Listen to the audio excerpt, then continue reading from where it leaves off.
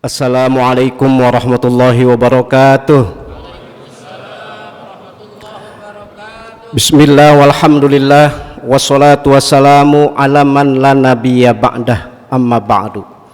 Hadirin wal hadirat, bapak-bapak, saudara-saudara, ibu sekalian, jamaah Masjid Jami Darul Ilmi STIK PTIK yang berbahagia. Alhamdulillah pada malam hari ini dan di bulan yang mulia, di bulan suci, di bulan Ramadan, Allah masih mentakdirkan kepada kita dengan takdir yang baik. Kita masih bisa bertemu, bersilaturahim, tentu beribadah, baik ibadah yang wajib maupun yang sunnah. Mudah-mudahan semua amal soleh kita, semua ibadah kita diterima, dijabah, dikabul oleh Allah Subhanahu wa Ta'ala. Sholawat serta salam semoga tetap tercurahkan kehadiran junjungan kita Nabi besar Muhammad Sallallahu alaihi wasallam. Bapak, ibu, saudara yang kami muliakan, ini kita bisa dipertemukan dengan bulan Ramadan, bulan yang penuh dengan berkah. Yang dimaksud berkah itu perbuatan baik apa saja yang kita lakukan, ibadah apa saja yang kita lakukan, baik yang sunnah maupun yang wajib, itu pahalanya berlipat ganda. Beda dan sangat beda nilai pahalanya kalau kita beramal soleh, kalau kita beribadah di bulan-bulan selain Ramadan. Makanya bulan Ramadan itu Nabi baca doanya waballighna Ramadan, itu intinya. Makanya kita nih, terutama yang ada di Masjid Jami Darul Ilmi PTIK, sangat-sangat beruntung ya kita ketemu dengan bulan Ramadan. Oleh karena itu tepat dan jelas Nabi baca doanya Allahumma barik lana fi Rajaba wa Sya'bana wa ballighna Ramadan, seperti itu. Banyak kita baca doa, mudah-mudahan perbuatan baik kita semuanya mendapatkan keberkahan dan nilai kebaikan pahala dari Allah Subhanahu wa Ta'ala. Amin ya rabbal alamin. Baik bapak-bapak, saudara-saudara, ibu sekalian, untuk kesekian kalinya, ini saya bilang kesekian kalinya nih, bulan Ramadan tahun ini mulai puasanya beda-beda. Saya nyebutnya beda-beda. Kenapa? Ada yang mulai puasa hari Senin, ada yang mulai puasa hari Selasa. Kalau yang mulai hari Senin berarti tadi ini itu puasa yang ke-8 hari, 8 kali. Kalau yang mulai puasanya hari Selasa berarti tadi puasa yang ke-7 kali. Beda pendapat seperti itu selagi tidak bertentangan dengan syariat, itu boleh-boleh saja dan dibenarkan. Oleh karena itu, kalau ada yang mulai puasa Ramadan tahun ini dimulai pada hari Senin, itulah yang benar. Tapi kalau ada yang mulai puasa Ramadan tahun ini dimulai hari Selasa, itu pun yang benar. Jadi yang mulai puasa Ramadan hari Senin itu yang benar, yang mulai hari Selasa juga yang benar. Yang belum benar, yang nggak puasa. Ya, itu salah satu pemahaman beda pendapat selagi tidak kontradiksi, selagi tidak bertentangan dengan syariat, itu dibenarkan. Nah, selanjutnya di dalam bahasa puasa itu ada bahasa Arab namanya as-syiyam, ada as-saum. Ini populer banget ini. Saya bilang populer begini, ayat ketika berkaitan tentang kewajiban puasa Ramadan nyebutnya asyam.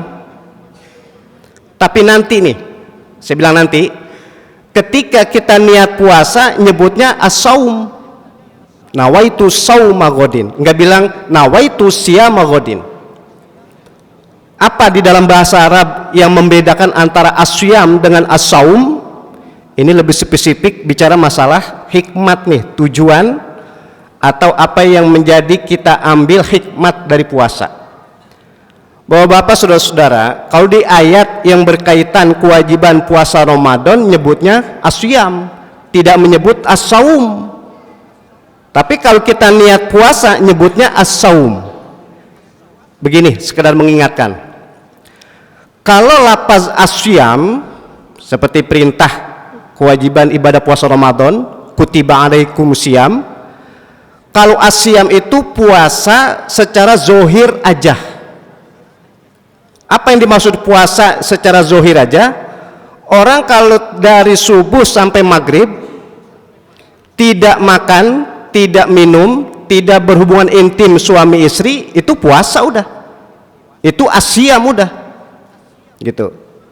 Tapi belum tentu ketika dia tidak menahan, ya bahasanya menahan lapar, menahan haus, tidak berhubungan intim, itu belum tentu tidak berbuat maksiat.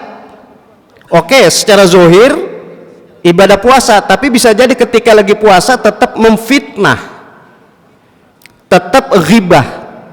Ghibah itu jadi wong Jawa ngerasani wong katanya, membicarakan keburukan orang lain. Kalau lagi puasa masih memfitnah, masih menghibah, bahkan ada pembohongan, itu puasanya levelnya adalah asyam. Tapi kalau puasa dari subuh sampai maghrib tidak makan, tidak minum, suami istri tidak berhubungan intim, tidak ghibah, tidak memfitnah, tidak menamimah, dan seterusnya, maka level puasanya adalah as-saum. Jadi kalau asyam itu zohir aja, tapi kalau as-saum zohir batin. Makanya yang membedakan kenapa kalau kita niat puasa nyebutnya saum bukan siam, menandakan kita dimotivasikan, diberikan semangat ketika mulai puasa, bahkan dinilai dan dimulai dari niatnya. Itu jangan sampai ketika kita puasa tetap berbuat maksiat. Berarti kalau ada orang berbuat maksiat padahal lagi puasa, itu enggak aneh. Jadi orang lagi puasa tetap main judi, orang lagi puasa tetap berbuat maksiat, itu enggak usah aneh, sebab level puasanya masih asyam, belum as-saum. Itulah yang membedakan dalam bahasa Arab antara asyam dengan as-saum. Makanya nanti kalau kita niat puasa nyebutnya as-saum, dengan harapan dan doa kita mudah-mudahan kita puasa bukan zohir aja, dalam waktu bersamaan kita puasa secara batin juga. Amin ya robbal alamin. Baik bapak-bapak, saudara-saudara, ibu sekalian, salah satu ya, ini bukan satu-satunya nih, salah satu hikmat, salah satu tujuan, salah satu yang bisa kita telusuri hikmat dari puasa adalah bersifat dan bersikap jujur. Ini secara fikih nih, satu-satunya ibadah, saya bilang satu-satunya ibadah yang orang lain tidak akan tahu itu ibadah puasa aja. Oke dah, tadi kita sholat isya nih, kita sholat maghrib, sholat isya, dan sholat yang lain, bisa jadi kita sholat sendiri orang nggak tahu, tapi bisa jadi kalau kita sholat berjamaah orang akan tahu. Bahkan ada sholat yang orang wajib tahu, yaitu sholat Jumat. Kebetulan Jumat kemarin saya ngisi khutbah di Masjid PTK ini. Kalau sholat Jumat, mau nggak mau, bahasa orang Jawa ora kena ora, orang akan tahu, pasti tahu karena wajib berjamaah. Makanya kalau sholat Jumat nggak sah kalau nggak berjamaah. Bahkan secara khusus Imam Syafi'i itu menciri khaskan sholat Jumat itu jamaahnya minimal 40 orang. Berarti mau tidak mau alias wajib orang tahu ketika kita sholat. Tapi ada sholat yang orang mungkin nggak tahu kalau kita sholat sendiri. Ada juga ketika kita sholat orang tahu. Kayak ini tadi kita sholat isya karena berjamaah.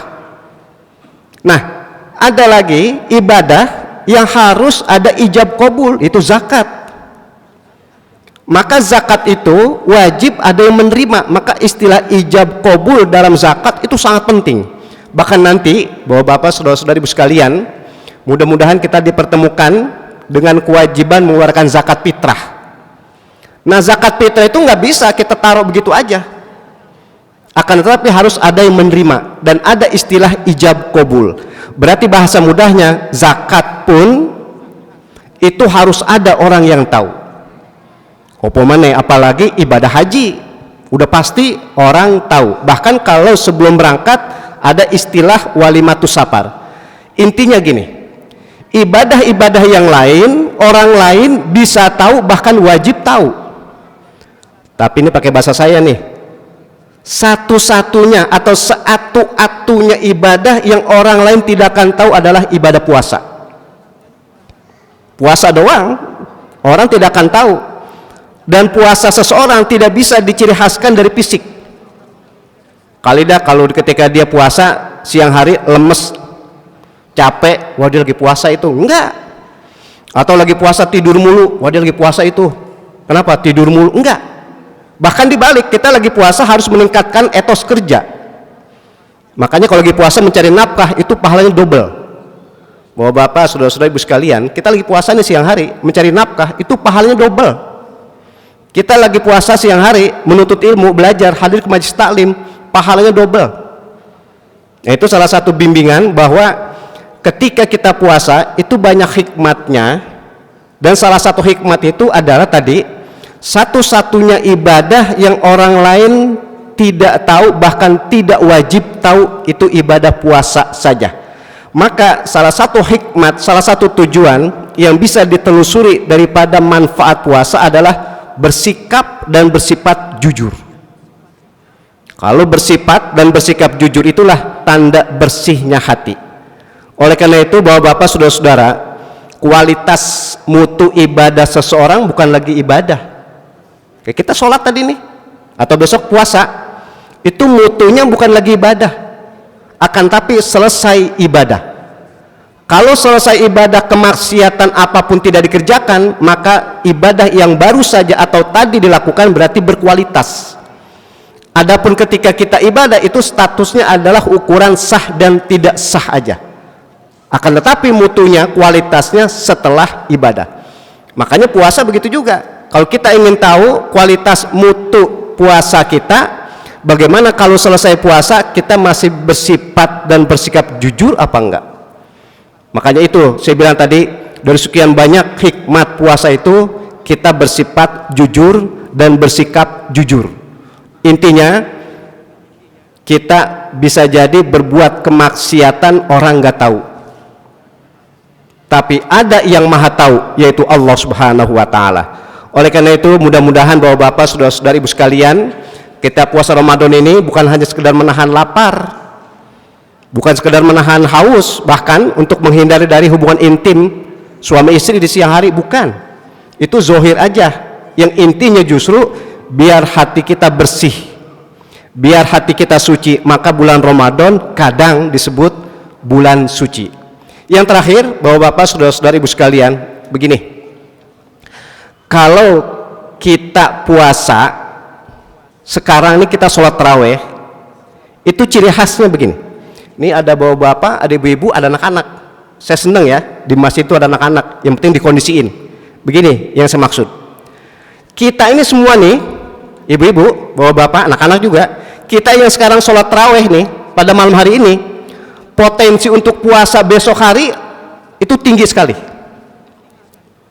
Orang yang sholat taraweh, apalagi menjelang nanti 10 hari, 15 hari, 20 hari, pokoknya orang yang rajin sholat taraweh, potensi untuk puasa sangat tinggi. Cuman saya nggak tahu pasti aja. Pokoknya orang yang sholat taraweh besok insya Allah pada puasa. Tapi orang yang puasa belum tentu mau taraweh.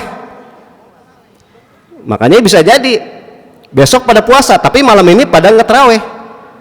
Makanya patokan, kalau ingin tahu orang yang rajin puasa, lihat taraweh apa enggak. Makanya kita ini semua yang sholat taraweh, saya yakin 99,9% besok pada puasa. Tapi yang puasa belum tentu taraweh. Makanya cuman kita nggak kata gini aja, yang taraweh pasti puasa, tapi yang puasa belum tentu taraweh. Tapi masih mendingan, ini pakai bahasa Betawi nih. Dia puasa Ramadan tapi nggak sholat taraweh, mendingan. Kenapa? Sebab sholat taraweh itu sunnah. Asal jangan yang model ketiga, taraweh kagak, puasa juga kagak. Oleh karena itu, ini kita namanya husnuzon, kita positive thinking. Siapapun saudara kita yang mampu berpuasa tapi tidak sholat taraweh, tapi masih bagus, masih mendingan. Dan kita bersyukur, kita sholat taraweh tapi besok 99,9% kita siap dan mau untuk berpuasa. Dengan demikian, mudah-mudahan sekali lagi kejujuran yang dibimbing melalui puasa Ramadan dapat kita ambil hikmatnya, dan insya Allah kita termasuk orang yang bahagia di dunia dan selamat di akhirat nanti. Amin ya rabbal alamin. Ini saja yang dapat saya sampaikan, kurang lebihnya mohon maaf. Wallahul muwaffiq ila aqwamit thoriq. Assalamualaikum warahmatullahi wabarakatuh.